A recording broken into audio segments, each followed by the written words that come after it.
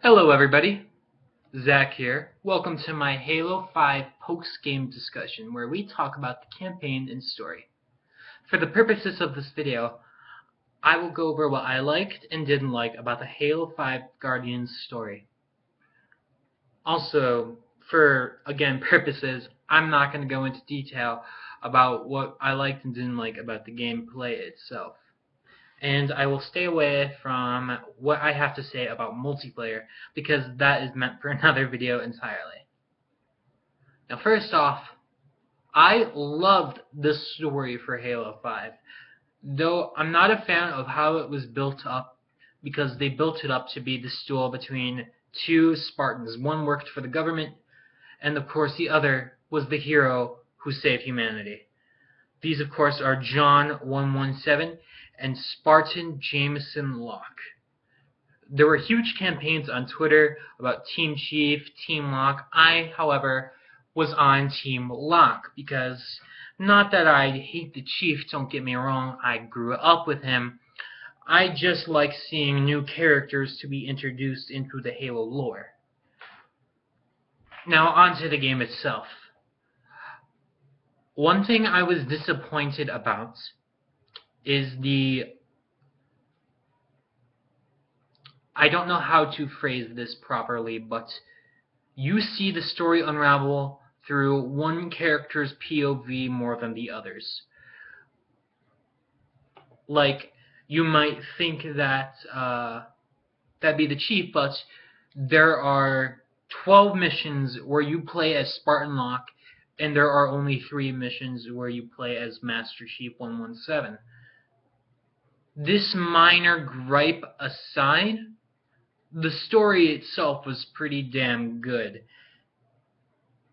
Cortana turns out to be alive, and she discovers a cure for rampancy, essentially.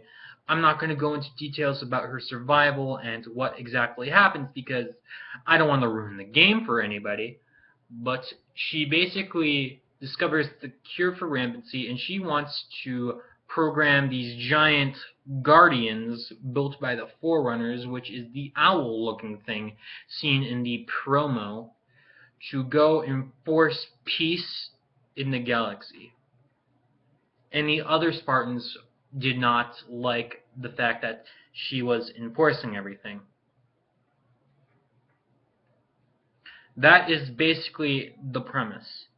And now, I just beat the game like an hour ago, and let me tell you, when a character you grow up with, somebody who you consider a friend, betrays you essentially, and becomes the main villain of the story, that hurts, but it hurts in a good way because this was pulled off very, very, very well.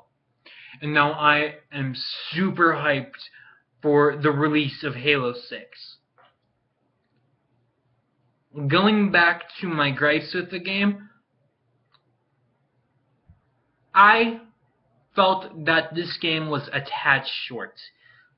This could happen for a number of reasons, though, because I am currently in between work jobs. Many of you know that I am in the acting field, and I am booked several days, so I have a lot of free time on my hands. So I was able to get massive amounts of hours in Halo 5. Like in the first day, I was like halfway through the game. But that just might be, my experience. But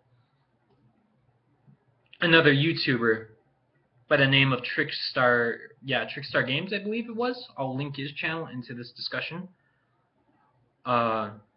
But yeah, no, he thought this game was short too. The combat was good. All the enemy varieties was good. I love the new designs for the Covenant. However, the new class of Prometheans, the Promethean Soldier, I thought looked a tad ugly. I was not, in gaming in general, I'm just not a fan of fighting synthetic beings. Like in Mass Effect, I was never a fan of fighting Geth or the mechs. when you were like in Mass Effect, and yeah, Mass Effect 2, you're fighting the mechs that were programmed by the Blue Suns. But I'm getting off point. Yeah, the hunters are more dangerous now, and that is refreshing. Also, the Promethean Knight, the main infantry unit for the Prometheans in Halo 4, is bumped up to hunter status with the addition of the Promethean soldier. And that was something I liked. Thank you all for watching. I'm glad that you enjoyed this video. Please like and subscribe and share this with your friends. Also, I encourage you to keep the discussion going in the comments.